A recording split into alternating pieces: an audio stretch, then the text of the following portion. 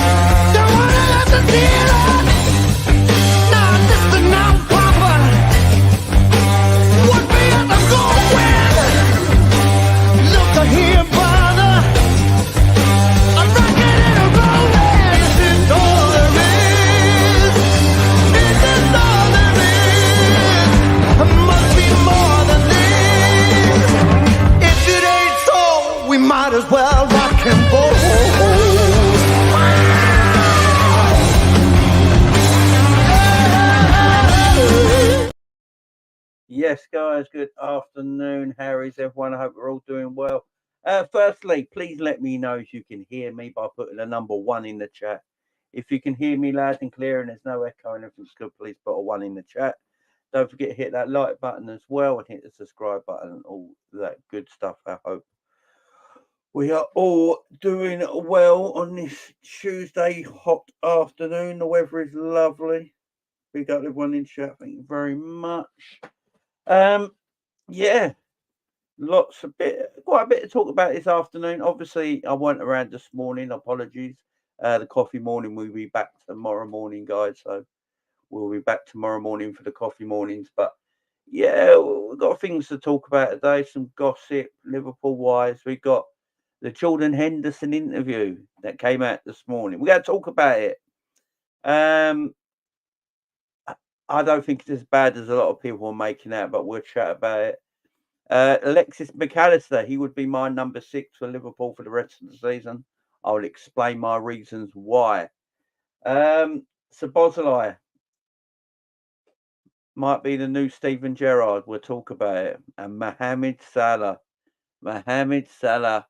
a potential £220 million transfer, making the most stuff. I believe I read somewhere today the second most expensive transfer in football history. He's meant to be due any time today till tomorrow. They're trying to get him in before the Thursday deadline. So we'll chat about that as well. But guys, big up to everyone. I hope you're all doing good. Yeah, let's talk about his Jordan Henderson stuff, man. Let's talk about his Jordan Henderson stuff. So obviously Henderson come out of a he spoke to The Athletic, and a lot of things have come out from that, little snippets. I don't. So basically, Jordan Henderson left in a bit of a mess. A bit of a mess in the summer. It weren't as, the dignified exit we'd want for our long-standing captain and a player that played for Liverpool for 11 years, 12 years. He left in a bit of a mess. It was unfortunate. I think it was really disorganised by everyone involved, and it was a shame. The interview that Jordan did, that sit-down interview that Jordan did, was a bit wooden, was a bit like he read from a script, like he was just reading from a script. It didn't sound like it came totally from the heart. And I know that got a little bit some Liverpool fans got a bit peed off by that. They didn't think it was as heartfelt message as someone who played for 11 years and captain for a lot of that time. And a lot of people felt a bit, what's this rubbish? And we haven't heard from Jordan since, really. We haven't heard from Jordan since. And obviously, he's had his say in the article today in the Athletic that's trending on Twitter this morning. A lot of Liverpool fans talking about it. Personally, there's stuff in it. So, like little snippets. So this is one quote from Jordan Henderson. If one of these people, Jürgen Klopp or FSG, said to me, now we want you to stay, then we wouldn't be having this conversation. Now, that's not to say that they forced me out of the club, but at no point did I feel wanted by the club or anyone to stay. Now, this is the thing that have got a lot of people.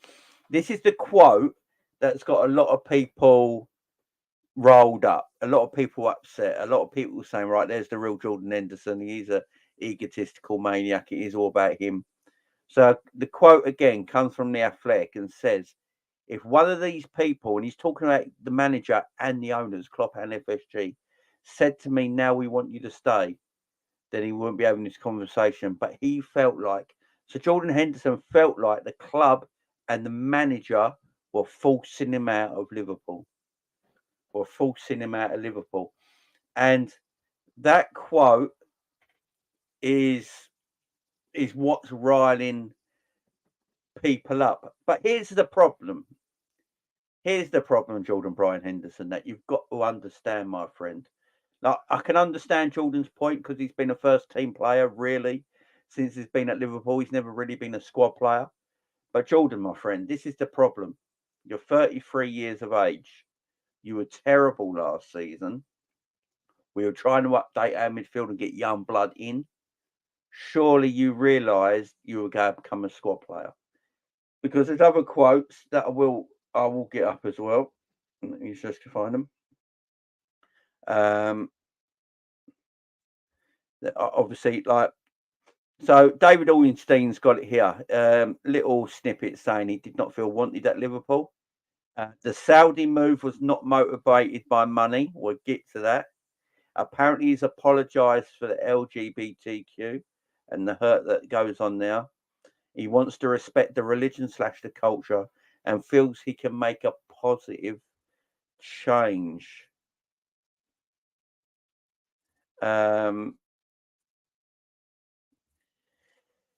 Yeah, he also feels like he got in the best shape of his career in pre-season and was ready to go this season. So he's talking about the shape he got himself into. He sort of laughs and jokes about it, but everyone saw the pictures and all that. He got himself in great shape, and he was ready to fight this season. He was ready to go for Liverpool as the captain and fight again this season. But he feels like the club did not want him, and the club pushed him out of here. He's even saying the manager and the owners didn't. He didn't feel like they wanted him to stay at the football club. Talk about the meeting with Jürgen Klopp, the one-on-one meeting, where Klopp basically told him as a squad player now. And Jordan didn't like it. He didn't want to be a squad player. Look, I can understand it. You've been a regular starter for so many years. I can get why, you might be a bit disheartened at being a squad player now. But does it mean he should stay at Liverpool? I mean, we were going for a revamp. Jordan Henderson, to Jordan's credit, he does talk about, he understood that we're going for a revamp in the midfield. He was talking about it in the article that we're going for a revamp. We're going through this and that, and but then he gets a bit disheartened because they said they were buying players in his position. Like, Jordan was going to have that position locked down for the rest of his Liverpool career. Look, so there's been a lot of there's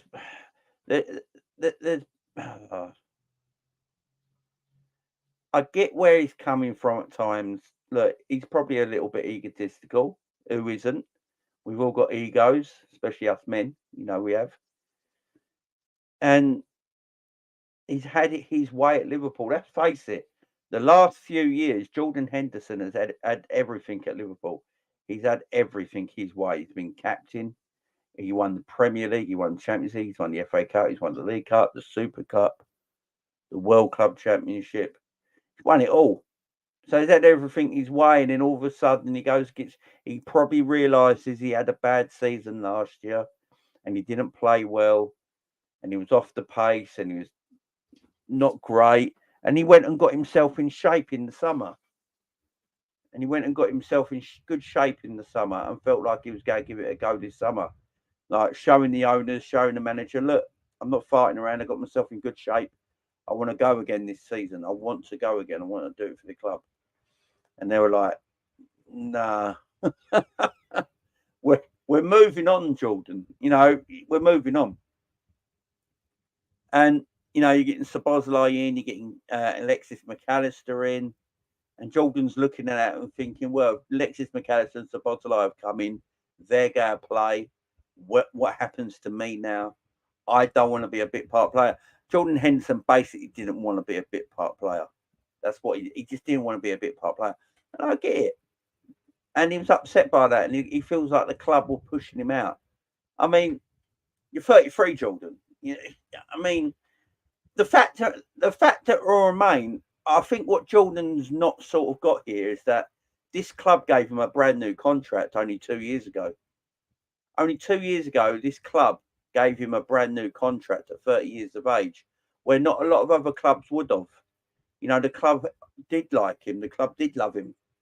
That's why he was at this football club for 11 years. And the club gave him a brand new contract when he was 30. Not a lot of other teams would do that. So he did have the love. So all that thing about being pushed out, I don't think you should have said that. Now, that is a good point, Boom Boom.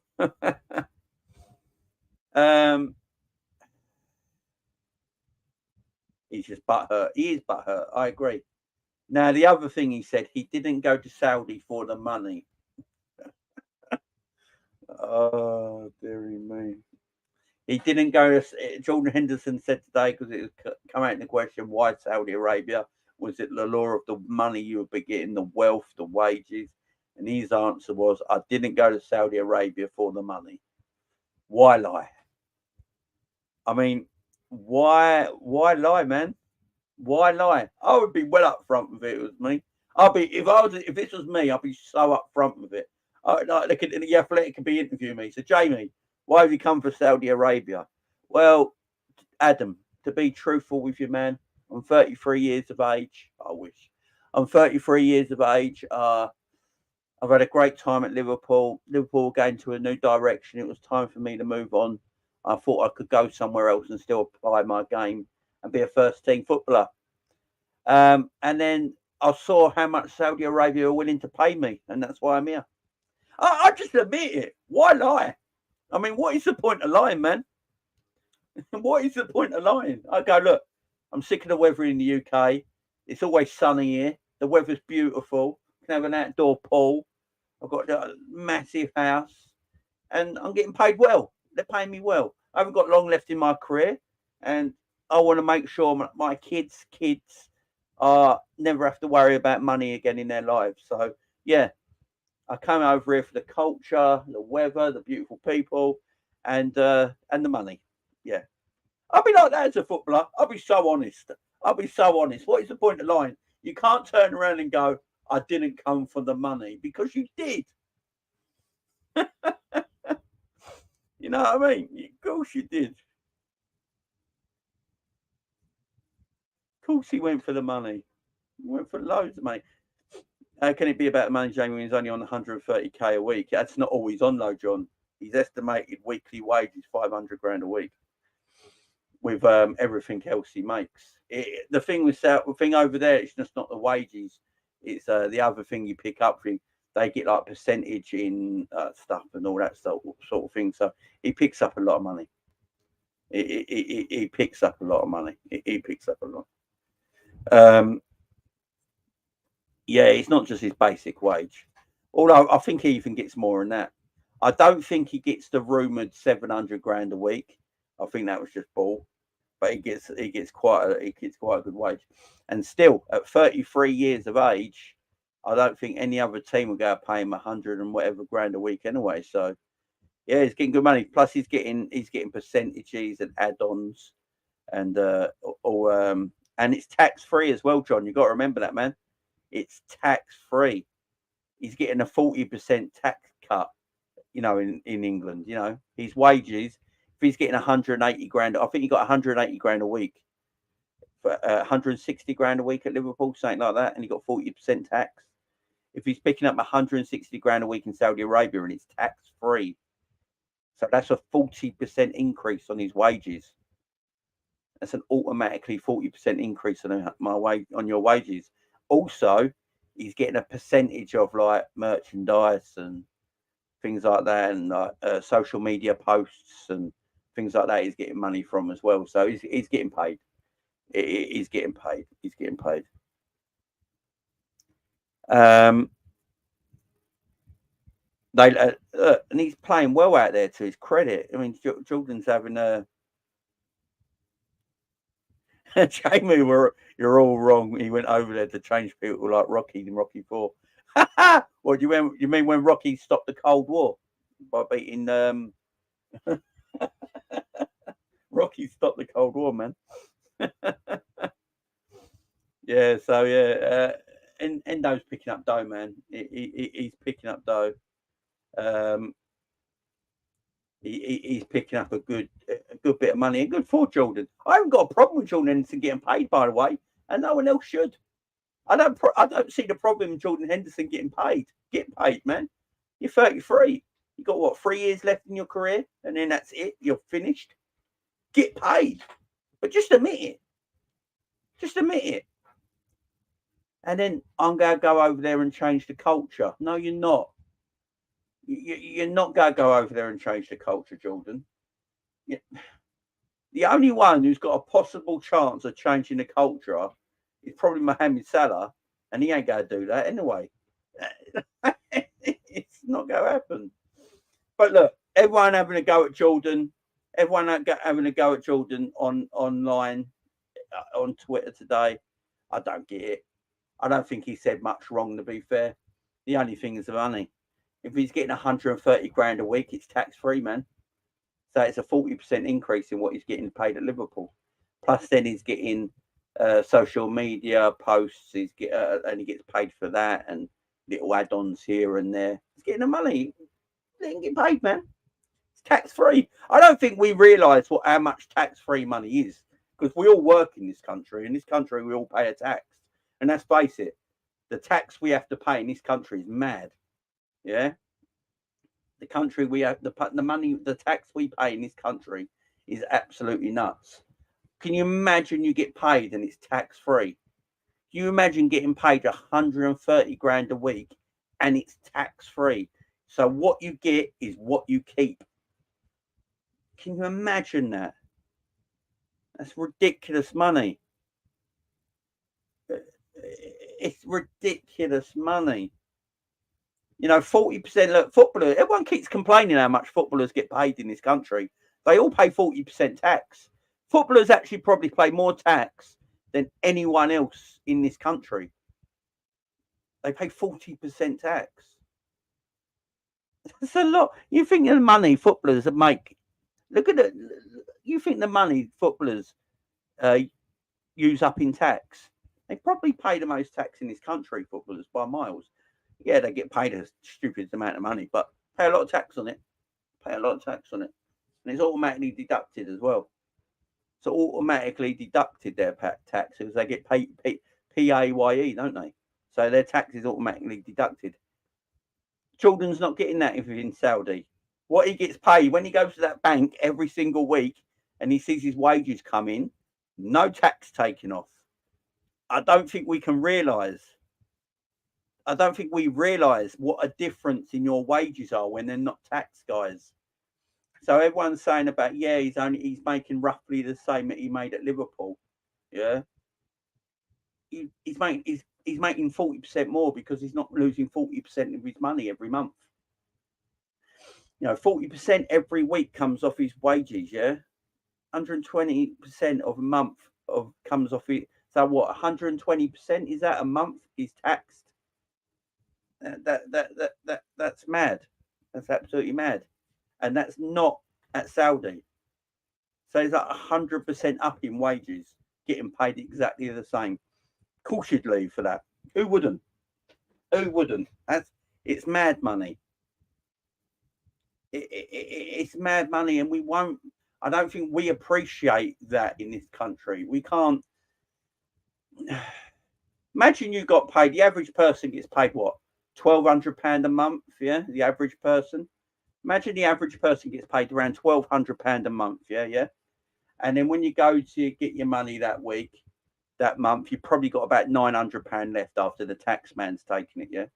So you get paid around £1,200 a month, the average person, and then they take home around 850 to 900 because of the tax man and national insurance and all that stuff. Yeah. Now, pretend you're in a country like Saudi Arabia and you get paid £1,200 a month. You keep all of it.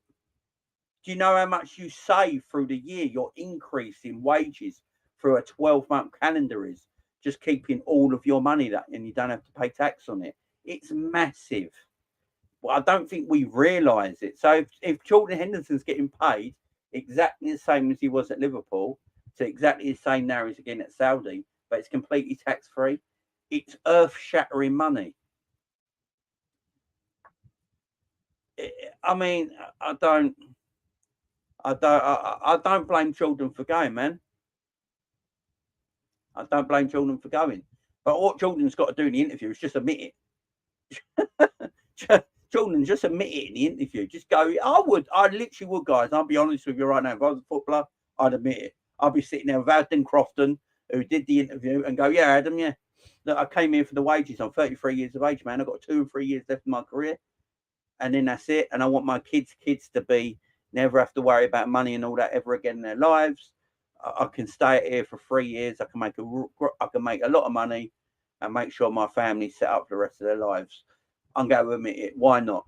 Why not? Because we know that's what you're doing. Just be truthful. But everything else with Jordan Henderson, guys, I don't see the outcry.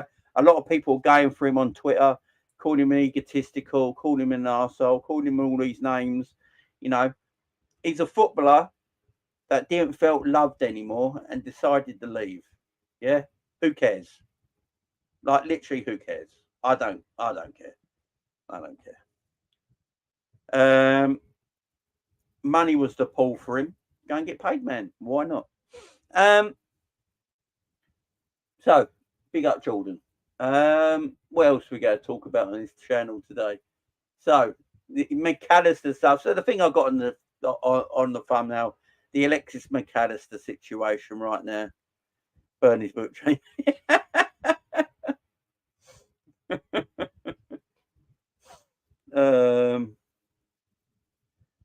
He's not a true leader, bro. No. I mean, if that's the way people feel, it's the way people feel.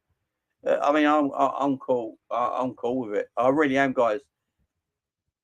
I'm really cool with whatever Henderson wants to do. He's not even a Liverpool player anymore. Don't really care. Alexis Mac Allister. Now, Szoboszlai is getting all the headlines at the moment, and rightfully so, because Szoboszlai has been eye-catching. He's a good-looking guy as well. He's been eye-catching. He's scoring goal now. His goal he scored on the weekend was superb. He's been excellent in that number 8 right-sided midfield position. He's all action. He's got quality. He can dribble. He can pass. He can shoot. There's not a lot this kid can't do. He's a special talent. Really is. And we got, for me, we got a bargain in 60 million. I know that's his release clause, but I think over the course of a season to next year and the year after, we're going to look back at it and go, how the hell did we get Dominic Szoboszlai for 60 million? In this day and age, where I'm just seeing the geezer from Nottingham Forest go to Tottenham for close to 50 million. You know what I mean? In this day and age, that Szoboszlai deal is outrageous. But Mac Allister, he's gone a little bit under the radar because he's maybe not been as eye-catching. But here's the thing. I don't think we win many of our games this season already if it weren't for Alexis Mac Allister playing. Alexis Mac Allister reminds me a lot of Gundogan from Man City. And the reason I say that is because he goes under the radar quite a lot as well at times. You know, unless Gundogan's scoring or assisting, sometimes he goes under the radar on what actually he's doing on the pitch. Also, what I mean by this is when Man City had a Rodri out or anything like that, or they needed to rest him, who did they always play in number 6 position in their midfield? One Ika Gundogan. Gundogan played in midfield, didn't he? Gundogan played in the number 6 position for Man City when Rodri weren't available, he needed to have a rest or anything like that. He'd play him in that number 6 position. Now, I think the number 6 position can be a little bit overrated, the way people were talking about it. Because you hear the way people were talking about this number 6 defensive midfield position, like it's the end of the world if you don't have one. Or you can't win a game of football without a number 6. This is bad. Now, there's many different kinds of defensive midfielders. You can have the best defensive midfielder in the world in your team. If you leave them isolated on the pitch, they're still going to look terrible, aka Fabinho last season. Fabinho for the last 18 months was getting isolated a lot in our midfield, so he looked terrible. I think it can be a little. I think it can be a little overrated, the number 6 position, and the way people are going off about it. You know, people keep chatting about it like it's the end of the world if you don't have a 6. You can't play anything if you don't have a 6. I was listening to the Football Terrace yesterday. Great show, the Football Terrace. They had a great debate on yesterday. And they were talking a bit about Liverpool came out, and I think it was a Chelsea fan. I can't remember his name. I think it was Don something. Good bloke, nice fella. And he was chatting, saying like Liverpool go struggle. They haven't got enough quality in their midfield, and they haven't really got a number 6. And I was sitting there thinking, I don't think he's right, you know, because for me, it's all about systems. I don't think it's about individuals. I personally believe it's about a system. I think the system wins you football matches and the individuals help with their quality. But you can have individual quality players in your football team, but if you don't have a system that helps them thrive, them individual quality footballers won't work.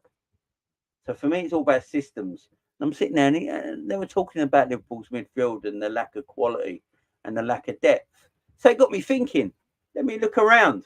Let me think about the other teams in the Premier League with midfielders. And a lot of teams have really got good midfields these days. A lot of teams have got good midfields.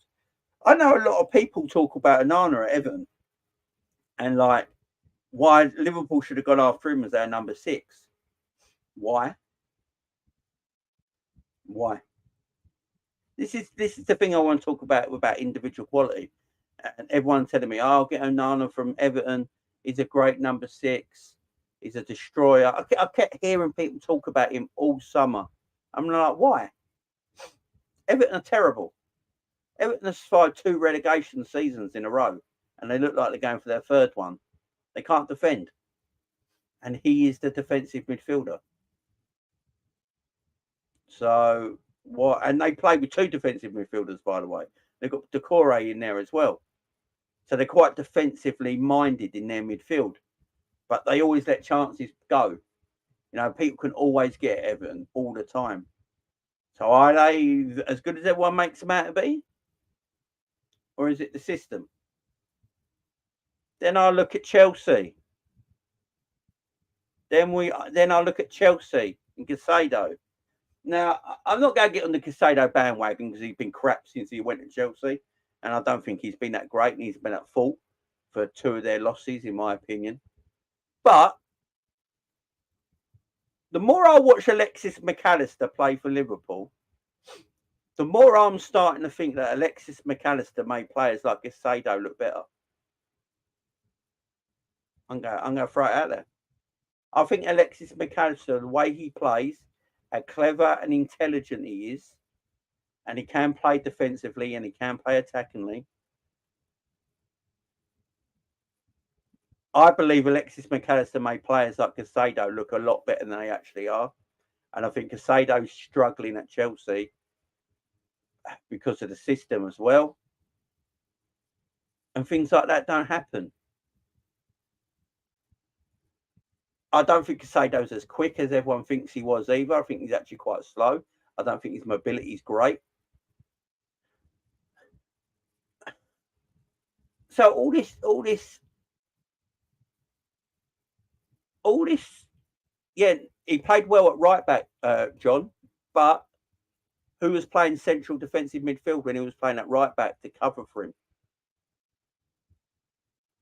Alexis Mac Allister.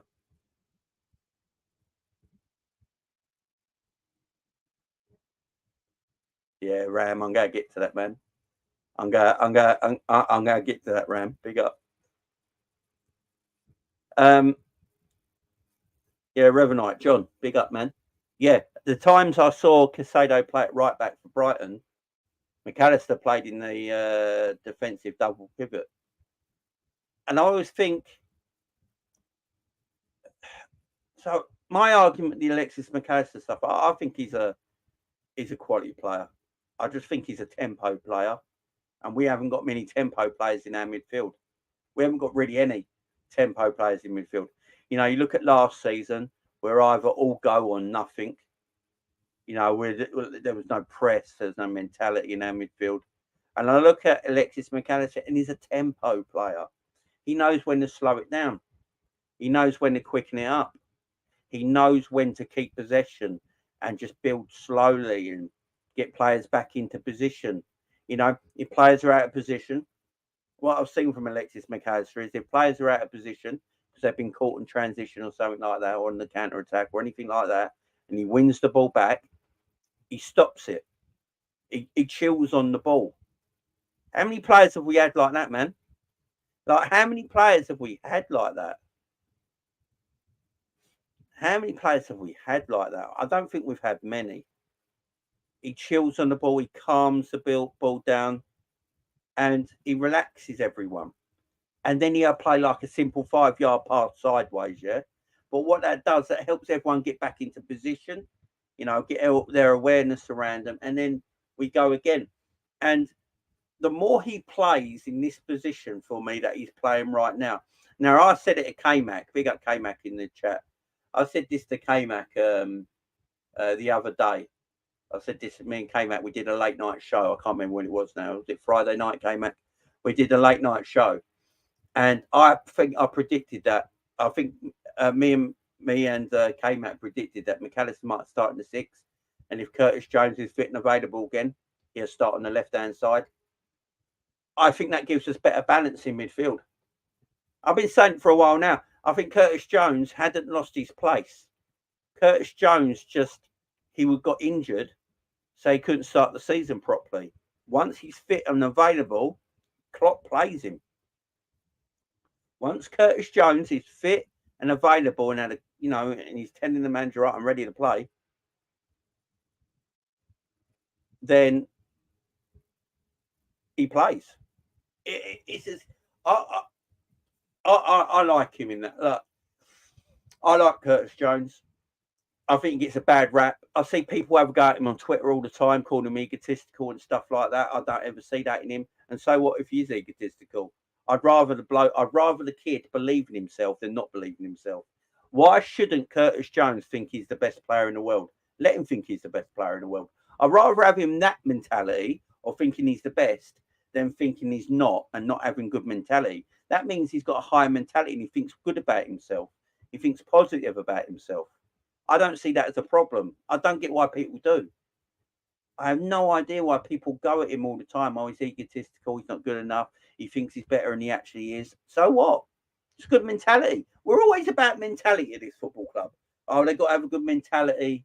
I don't want players not thinking about the club. I want players to think about only Liverpool, and they come to Liverpool to play for Liverpool. They want to be the best. They think they're the best, right? And we want that, yeah? We want that at our football club. The same player, same as Darwin Núñez and stuff like that. I like their mentality.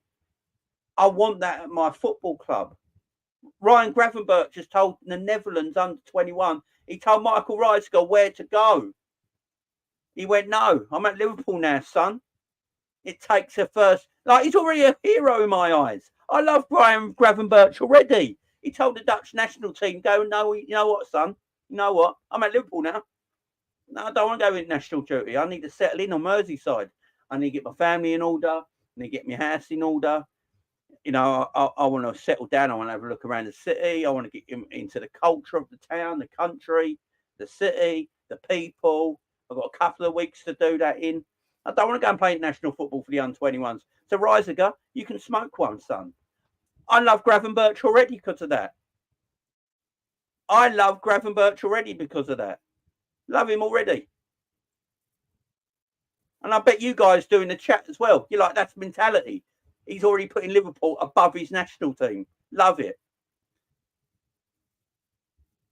That's what I want. So when he does that, no one says anything, right? No one says anything. All I've seen is positivity.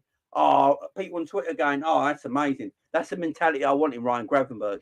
That's great mentality, you know. Great mentality. But as soon as Curtis Jones does anything like that, oh, he's egotistical. Curtis Jones thinks he's better than he is.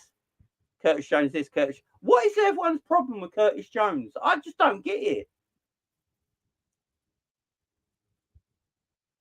I don't get it, man. Let him play, man.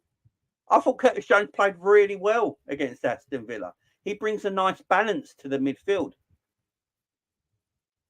He brings a nice balance to that midfield. You know, Szoboszlai on that right-hand side, Curtis Jones on the left, and Mac Allister in that defensive area, especially when we play at Anfield, in my opinion, I think works. I think it really works. Now, we don't know against the bigger sides because we've not really played them yet.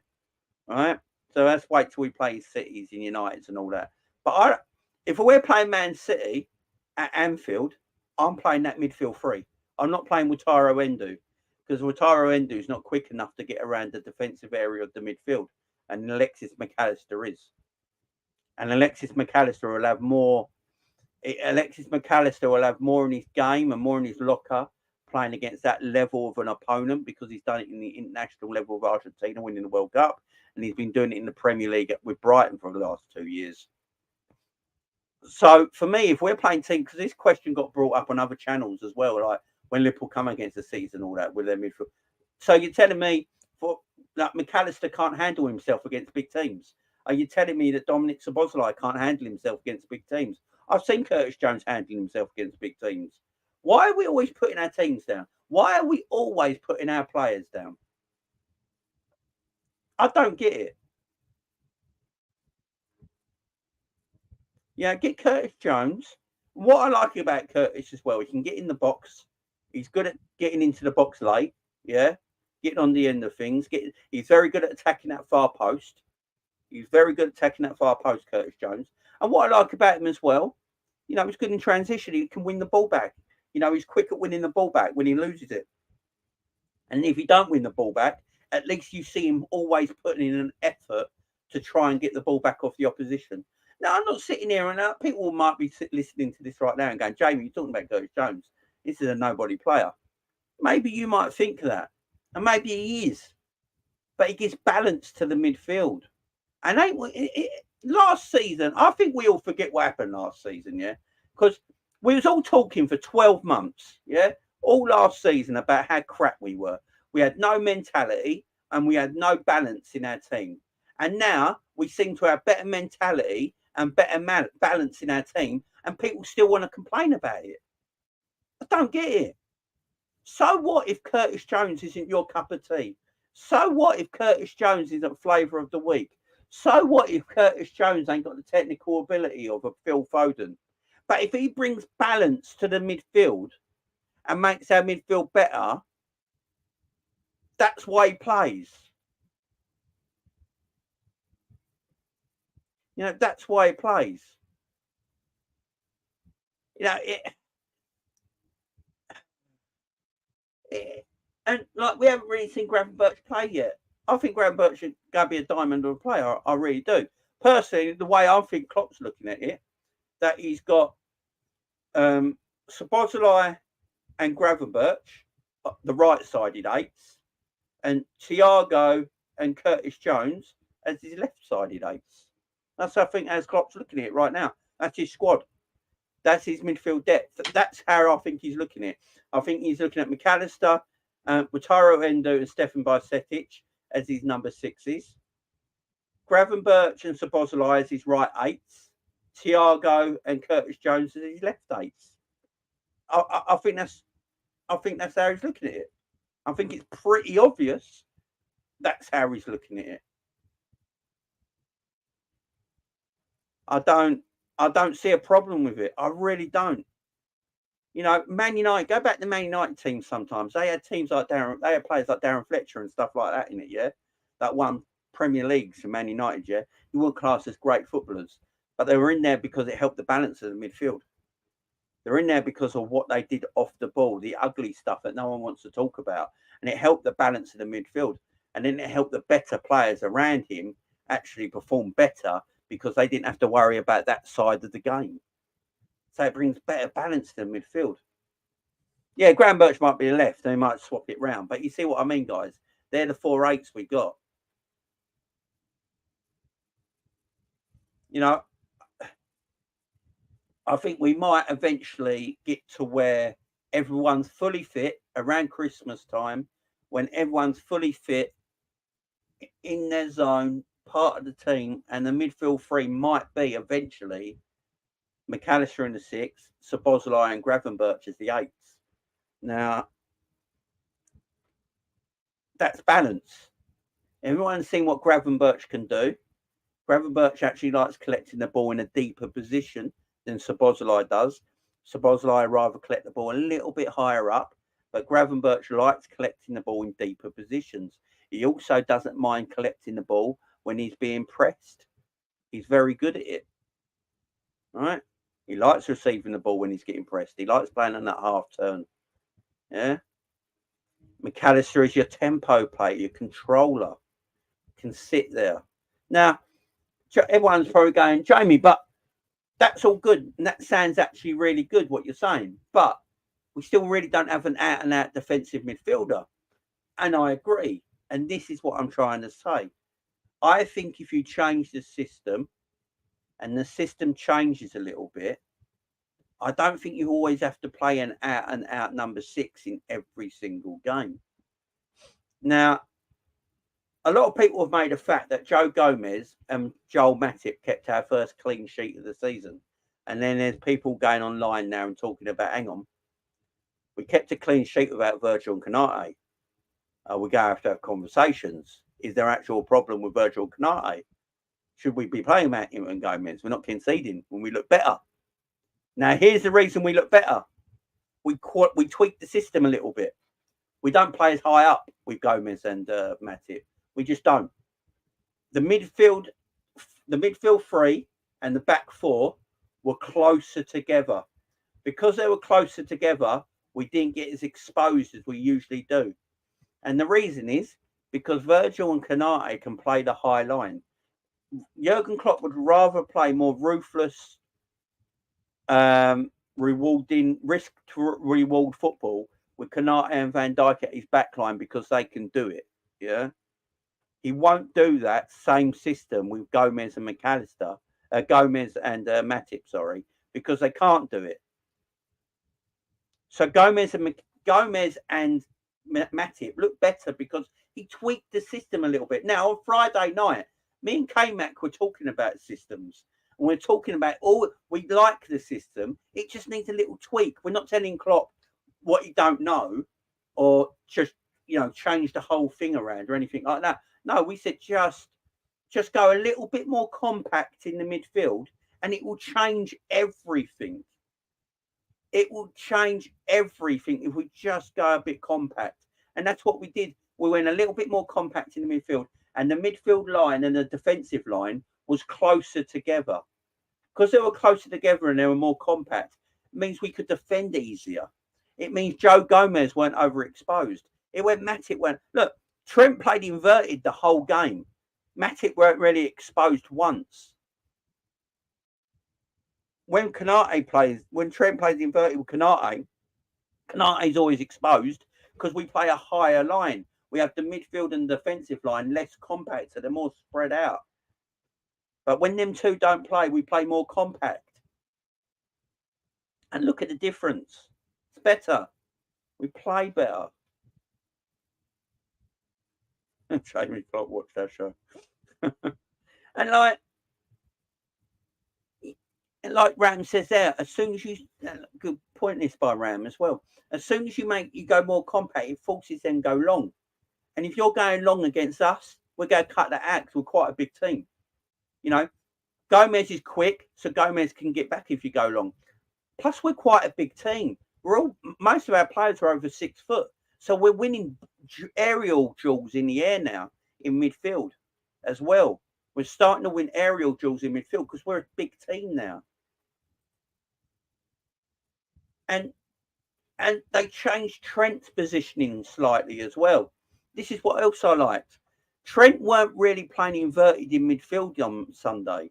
He was playing sort of as a third centre back, which I really liked. He sort of turned into a quarterback and played as that third centre back. So he went inverted back into a central back area instead of a central midfield area.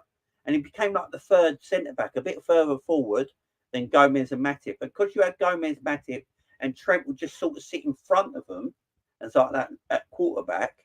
And then Mac Allister and Szoboszlai were in front of him. Curtis Jones and Mac Allister were in front of him. Szoboszlai picked up a free roll, and Salah and Luis Diaz tucked in a little bit, and Darwin stretched them the opposite way. So it made us more compact. And then the only way for Villa to get at us is if either we make a mistake, which we made a couple of times. You see all Villa's chances, guys. It weren't because they played through us. It's because of individual errors leading to mistakes that almost cost us a goal. That's the only way Villa got into the game on Sunday. Or it was long balls over the top, long diagonals, because we kept it compact. And you know what else really helps, guys, as well? We can press again. We've got midfielders now who can press because they can run and they've got stamina. Mac Allister can press. Curtis Jones can press. Szoboszlai can press. And when they're pressing, what helps then? Salah can drop back a little bit and press. Diaz can drop back a little bit and press. And then you can let Darwin run in behind, which he did beautifully. I'm going to get to Darwin in a bit because the hate for Darwin came back out.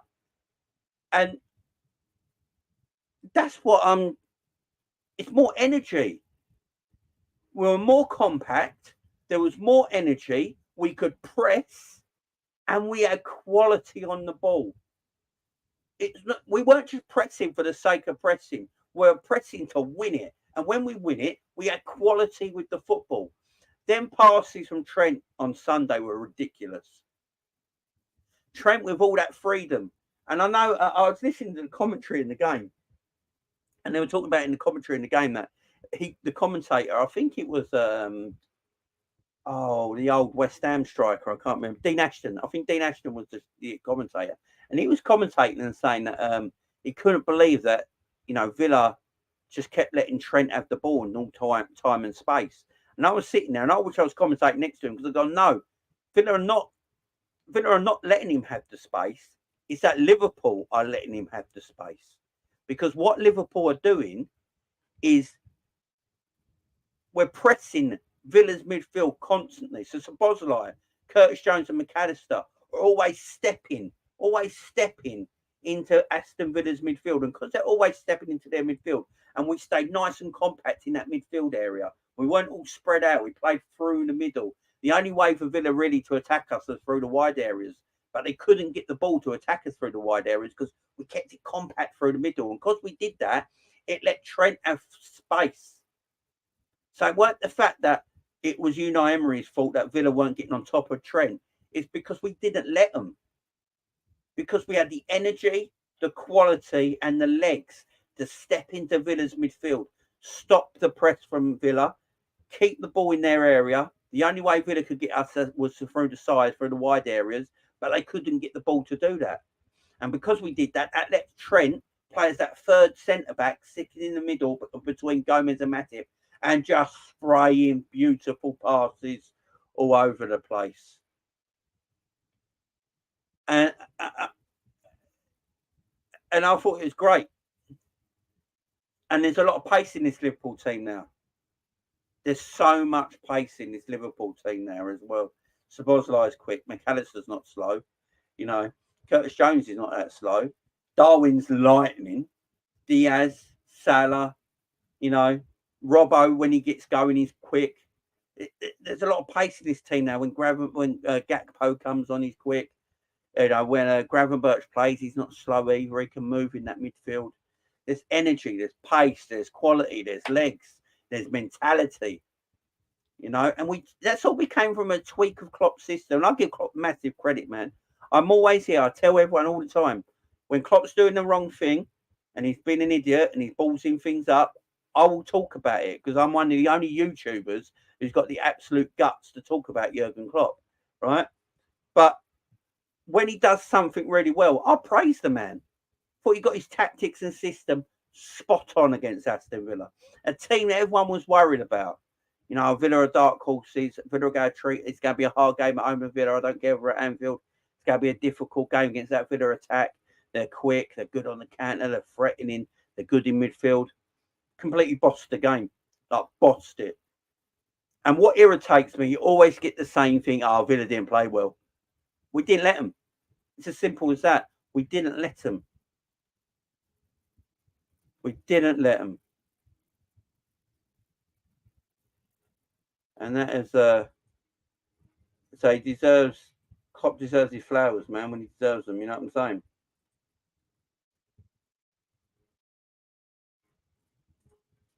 Klopp deserves his flowers when we do it. You can't hear me, Alexander. Can everyone else hear me? Let me know if you can hear me in the chat. I've just heard myself back, so I think it's good. I think it's good. Exactly.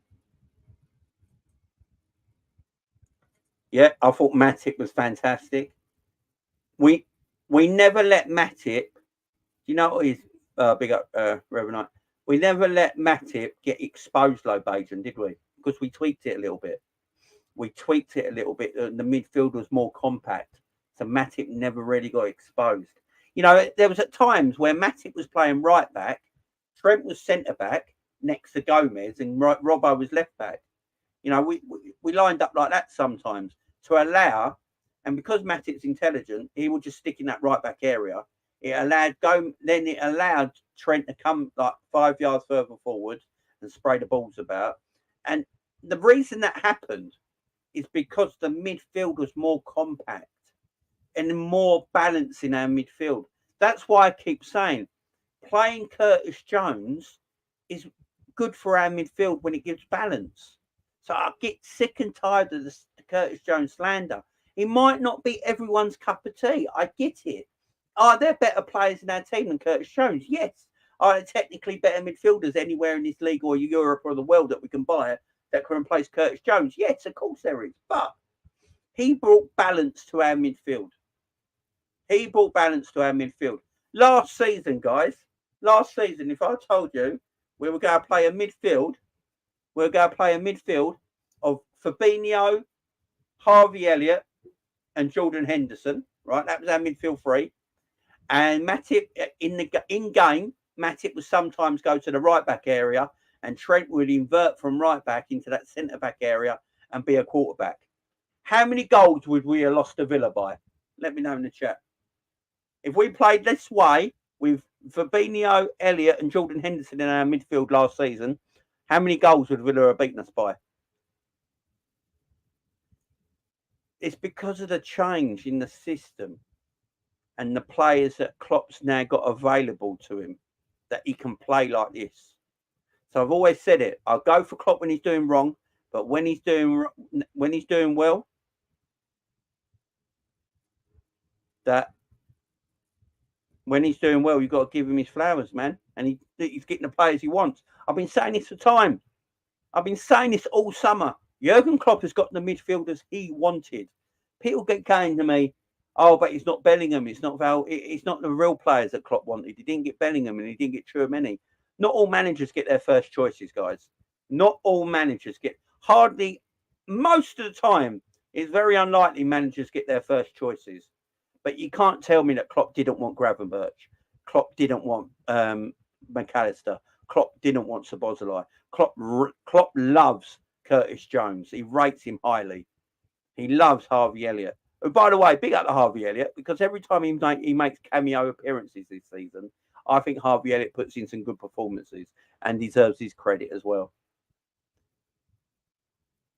So when Klopp's doing it right, I'll give Klopp his due, man. He's getting it right. But Mac Allister, man, I think is a. I just think Mac Allister is a superstar of a little signing. He might not be playing in the position everyone wants right now. Me and K-Mac have spoken about that many times. You know, playing further forward, and you'll see a better Mac Allister. But let's see how this season goes, because I'm looking at it now and thinking Wataru Endō will start some games as the 6, and Mac Allister and Szoboszlai will play the 8. Or Wataru Endō and Mac Allister might play a double pivot in some games, where Klopp might look at it now and go, right, we might not have the full possession in this game. Say it's against Man City. We're not going to have the full possession in this game. But what we're going to do, we're going to play compact, and we're going to play that counter-attacking, high-pressing game that we can play.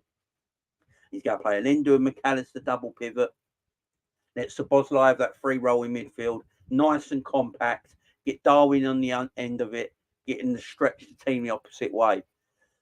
And he's got that players now to play a little bit differently with his system. And I think if Klopp just tweaks the system like he did against Aston Villa in a difficult game, if he tweaks the system like he did against Aston Villa going forward, with Stefan Bajcetic still to come and play, Thiago's still got to come and play, Gravenberch has still got to come and play. Now, people keep, and this is the other thing, I was listening to Football Terrace and they're digging at our midfield game. There's not enough quality there through the season. I'm looking at our midfield game. Mac Allister, Szoboszlai, Thiago, Stefan, Curtis Jones, Harvey Elliott, Gravenberch. Are you sure there's not enough quality? Let me go through the other teams. Arsenal got Declan Rice quality, Odegaard quality, Partey's quality, Havertz. Jesus. Who's that little fella they got? Who's the little fella with the goatee beard who looks about 6 stone? What's his name? Who's that midfielder? He's got really good this season. He was terrible last season. Who's that little player? Who's that little player Arsenal got? His name's gone right in my head. He's a little tiny player. Looks about 6 stone. Looks like you could blow him over. He's got that little goatee. Oh, I can't remember his poxy name now. Yeah, Vieira, that's it. Vieira, there you go. That's Arsenal's depth. You look at Chelsea's depth. Chelsea have got about 20 midfielders, and only one of them's any good, and that's Enzo Fernandez. Tottenham have got a good midfield now. Basuma, Bentancur, and James Maddison. It's a good midfield. After that midfield 3, Tottenham really got no depth behind there. Man United have got no midfield, like none. They've got Casemiro, who can't be bothered anymore.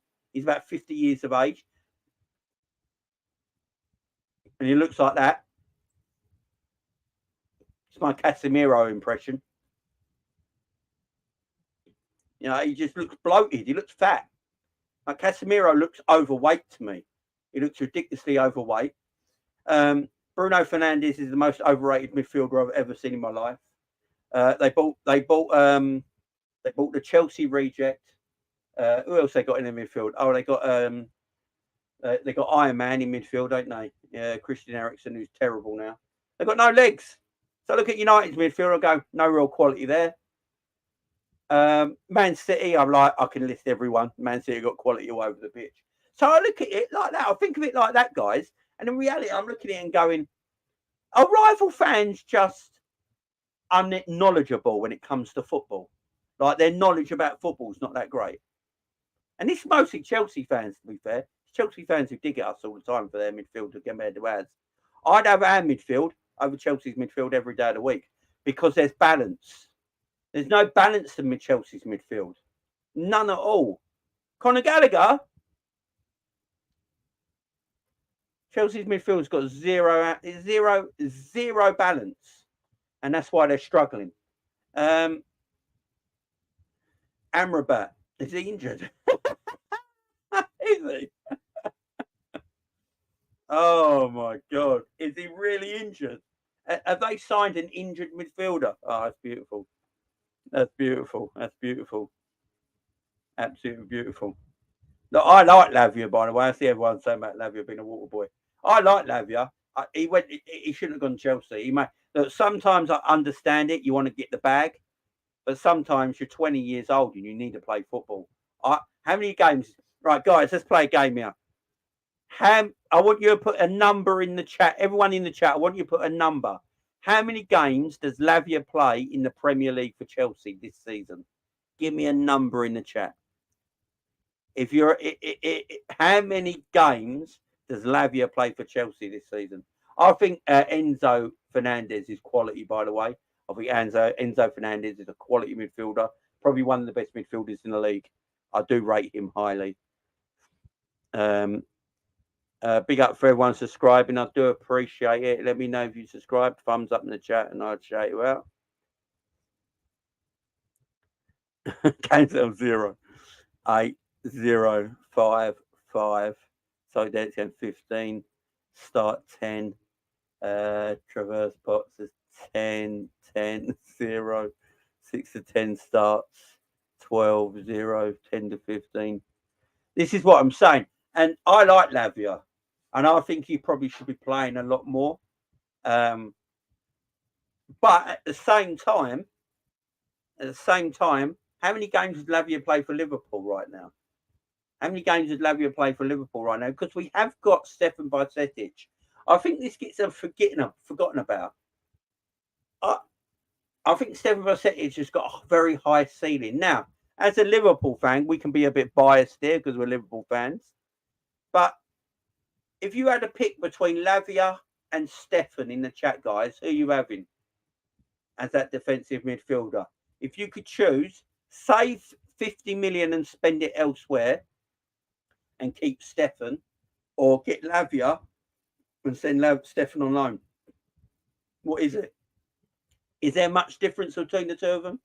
Is there much difference between Stefan Bajcetic and Romeo Lavia? Let me know in the chat, guys. Who would you rather have, Lavia or Stefan? Big up, Mike. How you doing, my man? We have quality. The biggest thing in the season is again with 4-2-3-1 with Nunes up top, which we play versus Villa. Nunes could have 4. He gets more clinical. He scores 50. Big up, Mike.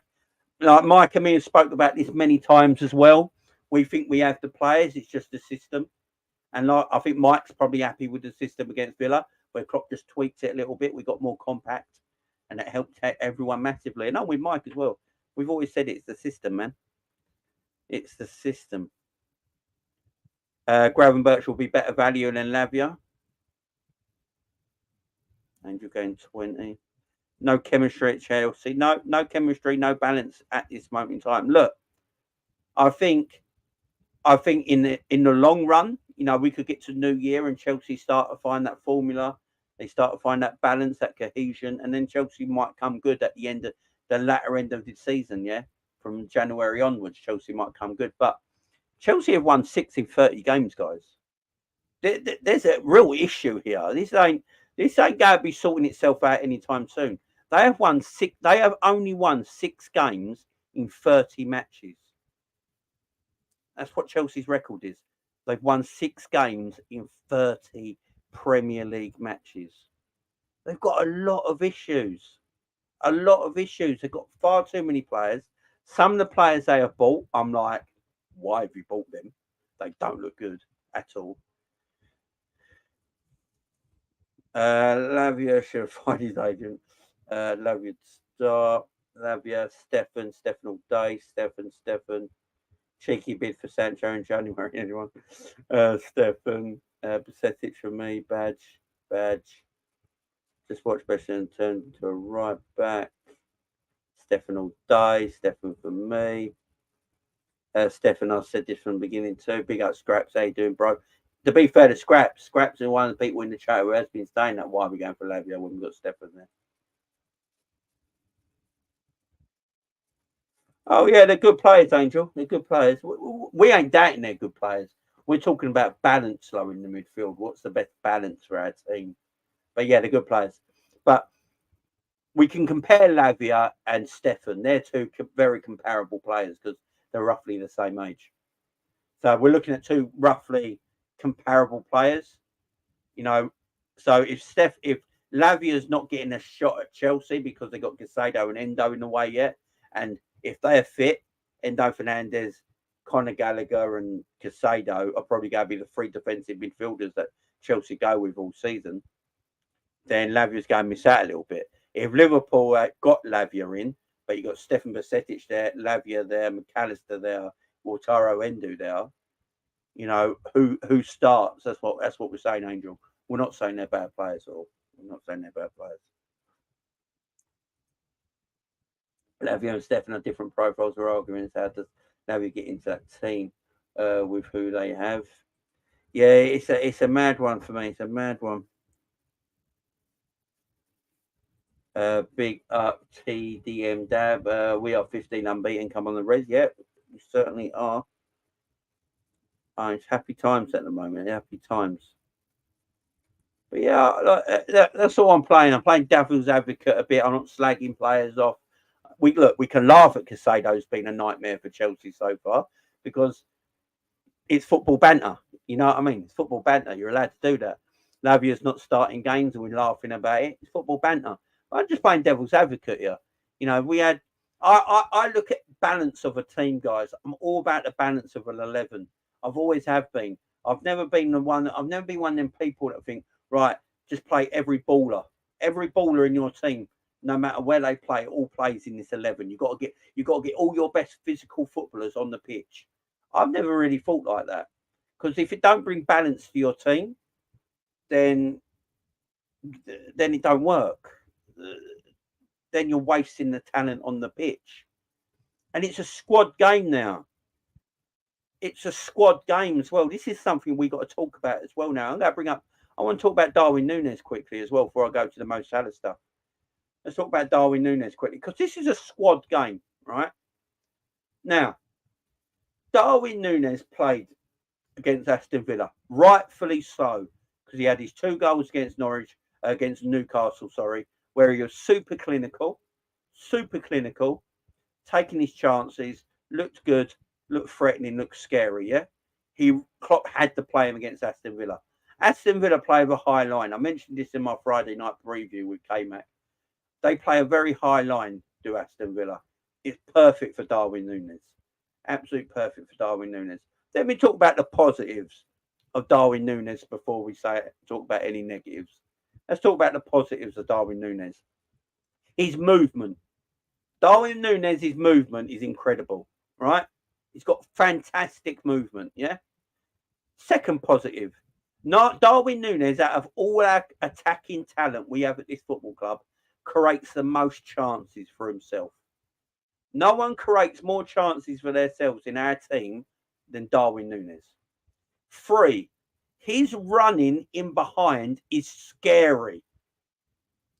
Darwin's running in behind is mad. He is so quick in behind. No one's going to catch that guy. There's not a defender on earth who's going to catch Darwin Núñez when he runs in behind. He is absolutely scary running in behind. So it's great movement. He's got great running in behind. And what was the other one I said? I can't remember. Look, he's got great athleticism as well. He's got great mentality because he keeps going. Now, the negatives about Darwin is that it's just his end product at the moment. Now, this is on Darwin himself a little bit, where Darwin's got to just take his time with things, relax a little bit more, and he's got to be coached. But I think if you coach Darwin correctly, Darwin's only going to get better eventually, yeah? He's quite raw still. He's quite a raw footballer. He snatches at things sometimes. But the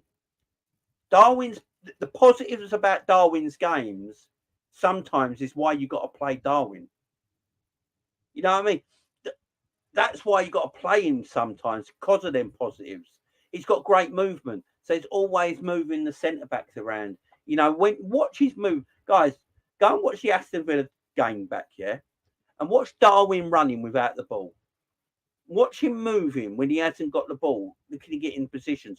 Look when he's in the box as well. Then the ball goes wide to Robbo or Trent or Salah or Luis Diaz got the ball in wide positions. Look at that. Look at watch Darwin's movement in the box. He knows what he's doing. He knows what he's doing. His running in behind is ridiculously good. Klopp, I've got to find the footage of it. If I can find the footage of it, I'll find it. But there's a footage of a hopeful ball. There's a part in the game, I think, in the first half where we sort of booted a hopeful ball over Villa's midfield, yeah, and it went into because Villa played quite high up, and it went behind their back line. And Darwin, from absolutely effing nowhere, has run completely diagonally and almost beat Matty Cash the ball. Matty Cash was here, the ball was here, yeah.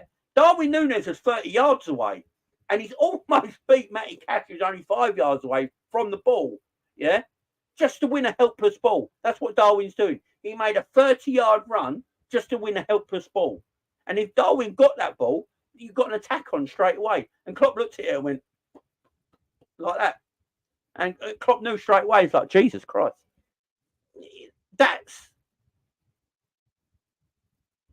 great, man. That's what I want from Darwin. His end product has got to get better. I think we can all agree with that. Even the biggest Darwin fans in the world will all agree that his end product's just got to get a little bit better. I think people have a go at him too much, though, when he misses chances. So I think the one he should have scored out of all of them was the one he sort of headed wide from the Salah cross, where he didn't know if he was going to volley it. He sort of went like that with his leg up there and his head down like that, didn't he? And he didn't know if he was going to kick it or header it, and he headed it wide, and it's pretty much an open goal. That's the one out of all his chances for me that Darwin should have scored. The one that hit the post, it was a pretty good effort, actually, because he hit it on the volley. I don't think people realise this. Darwin hit that on the volley first time, and that hit the post. The one where he hit the crossbar, do you know the angle he was at? Darwin's going 100 miles an hour when he gets that ball, and he dinks it over the keeper. Darwin's pretty much done everything right there, but he unluckily hits the crossbar. But did you see the angle he was at? Him to bury that, yeah. So for me, the only one he really, really should have scored was the one he headed wide. Yeah. I think, yeah, is that the one Martinez touched, the one he hit the crossbar? Yeah. So it's a good save by the goalkeeper. Darwin didn't do much wrong there. It was a ridiculous angle as well. The angle was difficult. You know, even Haaland would struggle with that angle. So let's give Darwin. No, so I was happy with Darwin's performance. Do I think? Look, but the problem is here, guys. Yeah, and this is where I'm getting at. This is where I'm getting it with a squad game. Yeah. Oh, is it the one he headed? Oh, I didn't see that. Is it the one he headed? Ah, okay. I didn't see that, John. I'll have to go back and watch that. I thought it was the one that hit the crossbar. Okay, fair enough then. If he saved it, then that's a good save. So the thing I want to talk about is a squad game, yeah? It's a squad game. So if Darwin has sometimes got to sit on the bench, so be it. I don't see a problem with it, guys, and neither should you all the time, because it just means we've got a scary striker that can come on for 20 minutes and 30 minutes in games against tired legs and destroy them like he did against Newcastle. We've got 20 minutes to go. Let's bring Darwin on. Newcastle are huffing and puffing here. Bang, 2 clinical goals. That's not a problem. It's a squad game now. We've got Gakpo and Jota. We've got Diaz. We've got Salah. Some players are going to have to sit bench sometimes. It's just the way it is. But look at that. Diaz might start 15 games this season, and he might be benched 15 games this season. But if he gets 20 goals, he's helped the team achieve. It's a squad game. We can't just have a first 11 anymore, guys. We've got to start thinking about squad. After the international games, hopefully everyone's back. Against Wolves, we could possibly have Thiago on the bench, Stefan Bajcetic on the bench, Gravenberch on the bench, Darwin maybe on the bench, Jota maybe on the bench, Gomez, Quinlan Kelleher, Matip maybe on the bench. Who knows? Konate may be on the bench because Matip's starting. It's a better squad. It's a far, far better squad. And I'm happy, guys. Don't be disheartened if Darwin don't start the next game, but he comes on with 20 minutes to go and gets us a winning goal. He's done his job. And then he might start the next game.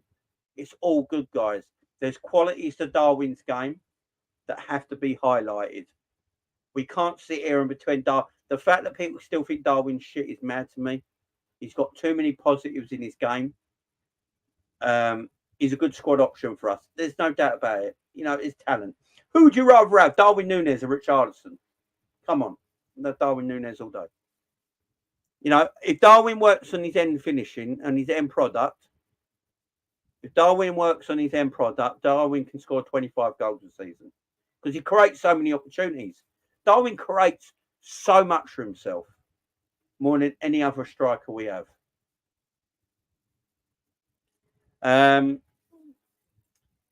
Talk about Mo Salah quickly before we finish up.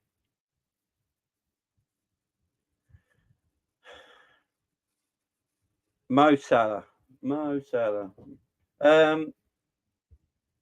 So, look, it was all rumours last night. It all came out late last night that he had to go apparently offer Liverpool £220 million for Mo Salah, making it, I believe, the second highest transfer of all time. I believe Neymar is first with 259. I believe that's the case, but it might be the second highest transfer of all time. Now, apparently, it's going to be 175 million up front and the rest in add-ons, but achievable add-ons. Now, my issue with this is if it's true, because no bid's come in yet, it's just hearsay. It is just hearsay. Yes, definitely, Revenai. Definitely over Isaac. It's just hearsay, unless till we know they make an official bid. I don't know if Liverpool can turn this down. I don't know if Liverpool can turn it down. I really don't. 220 million. It's hard to turn down like that. Look, let's put it this way. FSG bought Liverpool for 300 million. Yeah. FSG bought our whole football club for 300 mil. And some football team wants to buy one of our players for 220 mil. 80 million pound less than FSG bought our whole football club for. There's not a chance in hell the owners are not going to sit there and go, hang on. It's hard to turn down, guys. It's to be the second highest transfer of all time. If they accept that, I can't blame them. I can't sit here and blame the owners for accepting the second highest transfer of all time. Can anyone else? Really? Because more wealthy, richer owners have accepted less money for their players than we're going to get for Mo Salah.